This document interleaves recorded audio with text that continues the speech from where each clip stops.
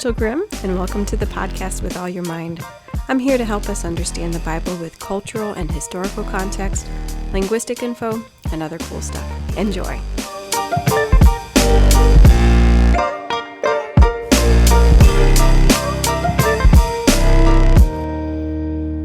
Hey, good afternoon, guys. This is Rachel, and this is With All Your Mind. Surprise! We're doing more episodes. I really thought that after season 2, I would just be all done with the podcast because of the masters that I'm going to be doing in another month or so. But I was just praying one day, and it felt like God was saying, stop praying and go get some podcast episodes together. And I was like, okay. And I got my laptop out and banged out a whole little series that we're going to do. So here we are. It's 2024, and I'll give you a little update on my life and what's going on with me, especially with what I've been studying and whatnot, because it's been since May of 2023 since I've recorded anything. So that's a good 7 months ago. So there's a lot that's been going on since then. So let's see. The reason why I stopped recording podcast episodes is that I started basically what was an audit course to get ready to do this master's program that I'll be doing in another month. And the program is Biblical Hebrew Masters. And when I had my language evaluation with a professor for the university that I'll be attending, he told me basically, you're good, but you might want to fill in a few gaps in your knowledge. And here I can send you this course. Just buy the books, do all the assignments, send them to me, and by the time you're done, you should be at least where you need to be for this program. So that's what I did from July until November. It took me a good while. It was a full semester program, and this university full-time is just taking 2 of these classes at a time. So doing one of them is half-time. So it was definitely intensive, and that's what I'm going to be doing for the next 2 years. Is classes for this program. So that's what I will be doing with most of my time for the next 2 years. So when and if I record podcast episodes again, it'll be in and around what school allows. And then in November, I attended a biblical studies conference. It's called SBL, the Society of Biblical Literature. And I went to this one other time, exactly 10 years ago. And when I went to it 10 years ago, it was way over my head. And I thought, there's no way I'll ever feel competent going to one of these again. And it's just way too academic and way too intellectual about the Bible. I don't even like it, blah, blah, blah. Well, this time when I went to sessions that were mostly about Hebrew linguistics. And I loved it, and I learned a lot. And some of the stuff that I learned at this conference is the stuff that I'm going to be telling you guys in this podcast series, believe it or not. So you're going to be getting stuff from PhDs and master's students in biblical studies and Hebrew courses and all kinds of things. Like some of them are just in linguistics. It was deep stuff. But there was some of it that was really good, and I thought, you know what? This is not stuff that is just for PhD students and professors of Hebrew at universities. This is stuff that would help you and me to learn the Bible better, to understand it easier, just to be able to understand, what are we reading? Why does it sound that way? Why is it written that way? And it's really good stuff. So this season, I don't have a good title for it, for the overall theme. There is an overall theme, and it's basically the linguistic and cultural influences on the Bible. What do Greek and Hebrew do that we can see and hear when we read the Bible, that we don't necessarily understand that that's Greek and Hebrew influences? I don't know if that sounds interesting to you. It doesn't sound terribly interesting to me. So it's just a horrible title, because it's not really a title at all. It's just a little description. But wait until we get into it, and I hope you'll love it, because I'm loving it, and it's really cool stuff. So we went through some of these things, mostly in season 1, most especially in season 1, episode 1, where I did a really 10,000 foot view of the languages and cultures and just general language background of the Bible. And then we went into some historical and cultural context of the Bible. Those were just kind of snapshots. We're going to go into more of a deeper dive on those topics for this season. So today we're just talking about these generalities. I'll give you a big overview, and this is going to be a pretty short season unless something happens. I only have about a month and a half to prepare all of this before my master's classes start. But basically, we're going to do at least 7 episodes, this one, and then we're going to do about 5 that focus on Hebrew and Hebrew culture and Semitic culture, and we'll talk about all of these things. And then 1 or 2 episodes about Greek culture and Greek influence and the Greek world of the Bible and where you can see that.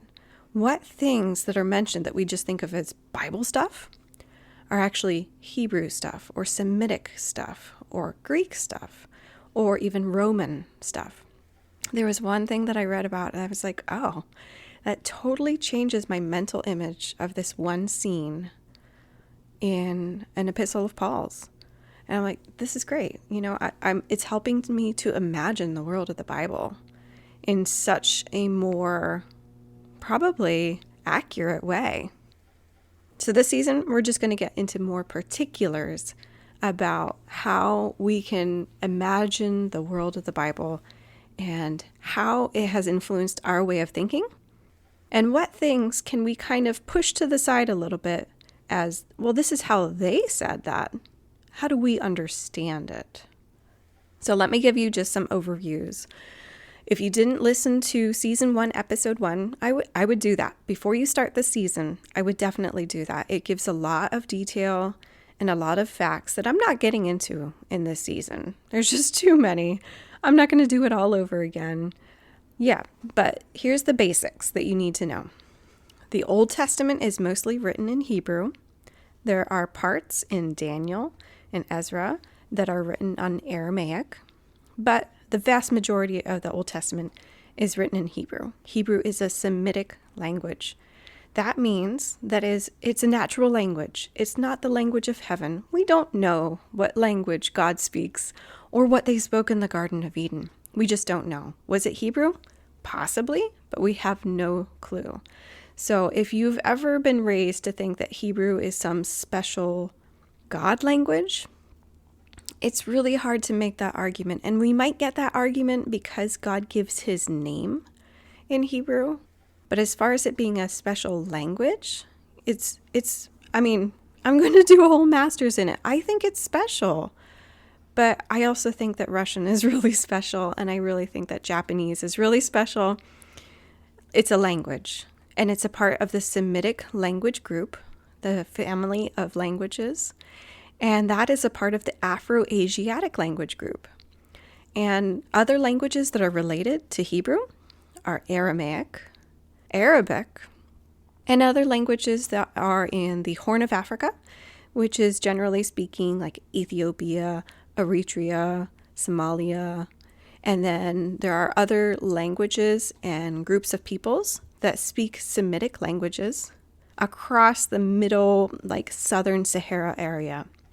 One of the things that I learned when I was researching for this episode is that the language Hausa is a Semitic language, and I had no clue before.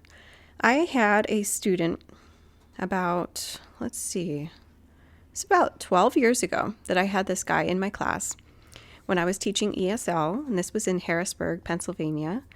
And his name was Abdullah. He was a Muslim guy from Niger. We say Niger. And he spoke Hausa. And so I whenever I had students from different countries, I would always ask them about their country and what it was like and what language did they speak and all these kinds of things. And so now when I think of Hausa, I think of Abdullah. And he was this like jokester, perpetual smile on his face, and just a nice guy. And now that I know Hausa is a Semitic language, I think, this guy this immigrant from Niger who now, well, it's 12 years ago now. I don't know what he does now. But at the time, he was working a very manual labor job because he didn't have a degree and his English wasn't that good. So when he came to Pennsylvania, he had to take a very, what we would consider basic manual labor job. And I have been spending half my life learning Hebrew. And because his language, his native language, is similar to Hebrew in that it would have a lot of the same basic elements, he could probably pick up Hebrew in a year or two. And I would be over here studying Hebrew for 10 years and get to the point where he could get in a year. Also, when I was at SBL, the university that I'm going to attend had a faculty dinner. I get to know each other, alumni, faculty, current students, and for me, they included me, prospective students. So we met at this Mexican restaurant in San Antonio, and there was about 10 of us, and a lot of them were almost finishing their programs or were alumni. One guy had never even gone to the program, and he was a friend of one of the professors, and he just helped out with things here and there. But 2 guys there were Bible translators because this university also has a Bible translation program. So I talked to these guys a lot. I was sitting next to them. One guy was from Zambia, and I forget what countries he did translation in. He named a couple, so I think I just couldn't hold all of the names in my head. But the other guy was from Ethiopia, and he was doing Bible translation, I think, in Malawi. So Native Africans working with other Native Africans on Bible translation. And the guy from Ethiopia spoke Amharic. Amharic is a Semitic language. And so, he's doing Bible translation. He has learned Hebrew. So I asked him, because we had been talking at this table about the difficulty of Hebrew. We're all studying it. We all know this is a tough subject. And it is, guys. It is tough. It might be why I'm into it, because I need a bottomless pit of something to study, and Hebrew will supply that. But this guy, the Amharic speaker from Ethiopia, I asked him, how hard is it for you to learn Hebrew? And he kind of just shrugged his shoulders and looked around and said, meh, not bad. Oh my goodness. So, some people have real huge advantages with Hebrew because it's a natural language. It's a Semitic language. And if you already know Semitic languages, it's not going to be that bad for you. Hebrew fits into a natural world. It is part of the natural world. So the Old Testament is mostly written in Hebrew. The New Testament is written in Greek, what we particularly call Koine Greek. We call it Koine, and this is what was spoken by the common people. Koine means common, between 300 BC and about 300 AD in the whole ancient Near East and the Eastern Mediterranean. We have to distinguish it because classical Greek is from the time of Homer, which is at about 800 BC. So you can't lump it all together, though most people do. But there's classical Greek, and then there's Koine Greek, and then there's modern Greek. And I'm sure there's other stages in there from, the Middle Ages or whatnot. So Koine Greek is what the New Testament is written in. And because we have so many influences in the Bible through politics, through language, through culture, we can look at the Old Testament and see the effects of Semitic peoples and Semitic customs and Semitic ways of saying things, and then Semitic language tendencies and Hebrew linguistics influence the way things were written. And we're going to get into that. And then with Greek, or maybe we could say in the New Testament, we see the influences of Greek culture and Roman culture and the Greek language. So we're going to look at these things and say, that thing right there. Have you ever noticed that thing right there? There's a reason it's that way, and this is why. And maybe you've never noticed before, and it'll just add to the things that you notice about the Bible. Maybe you have noticed before, and you've been confused about. Or maybe you've noticed before, but it was just a feeling, a sense. And that's the way I was with some of these things. So in this little series, we're just diving deeper into what do these things affect? How do they influence, change, otherwise shape and form the Bible? And what effect does that have on us? Because it does. If you read something that was written by a native English speaker from, say, Indiana, you are going to hear certain tendencies in how they write. If you read something written by an English speaker who grew up in India, that is going to have a whole different feel. I was thinking too about different styles of literature, like American classical literature, English literature, British literature, and Russian literature. I've read, if you read anything by Tolstoy or Dostoevsky, Dickens, they all have different styles, and they have all different things that they take for granted that that they mention in their literature, or different philosophies, or different histories. Like when you read Tolstoy, he pulls in so much political ideology and things that were being talked about in his day. The woman's role in society was a huge topic when he was writing Anna Karenina and War and Peace, and that comes out in it. So there's stuff like that. So anyway, back to what I'm talking about. So we're going to talk about these kind of trickle-down effects of what language and culture have an influence on, so that we're going to end up talking about Semitic expressions, Semitic types of poetry, and ways to say yes and no. Yeah, you didn't think that you couldn't take that for granted, but yeah, there are actually 3 different systems for how to say yes and no in the world. I did not know that before this year. Taking that audit course for Hebrew really helped with some things, and then going to SBL, this conference. Oh, I never finished talking about that, did I? Okay. I learned so much, and there was a couple of presentations that were done that I've actually emailed the people and asked for their papers, because I need to include it in with my resources, just in case you guys want to read their papers too. I hope they get back to me. They haven't yet. But I learned a lot. I'm looking forward to going back again, and not just because next year is in San Diego and I'll be able to see some friends. So here's the cool part. By the end of the series, we're not just going to look and see, the way that Hebrew linguistics affects how they had to say it this way. We're not just going to stop there. Or, hey, Greeks usually did this way. And so, okay, that's what they're doing in the Bible, and that's why they're doing it that way. We're not just stopping there. At the very end of this little season, 7 or 8 episodes, we're going to take a look at what things, what sayings, what cultural influences can you see in Jesus' life, and the way that Jesus talked, and the way that Jesus dressed, and how he ate his food. What can we see in his life? How did he interact with the cultures that were around him? And what does that say? Because it actually says a lot. I am reading in John right now. No, I'm reading in Acts right now for my quiet time. I was reading in John, and I'm going to have to reread it, because about halfway through the book, I had been noticing already how Jesus just can't be manipulated.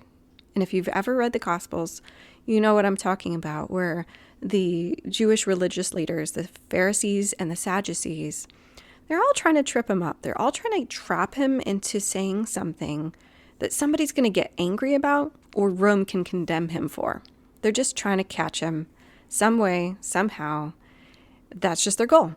And Jesus evades these traps like every single time. He says something incredibly wise that just bypasses their question completely, while also completely answering it. And you're like, how did you do that? Because he's God, that's why. But he can't be manipulated. And the same thing goes for cultural influences. He never condemns a culture, and he's a part of it in very interesting ways. And we'll talk about that, and we'll show that. So I hope you guys get excited about that and kind of think about influence from culture.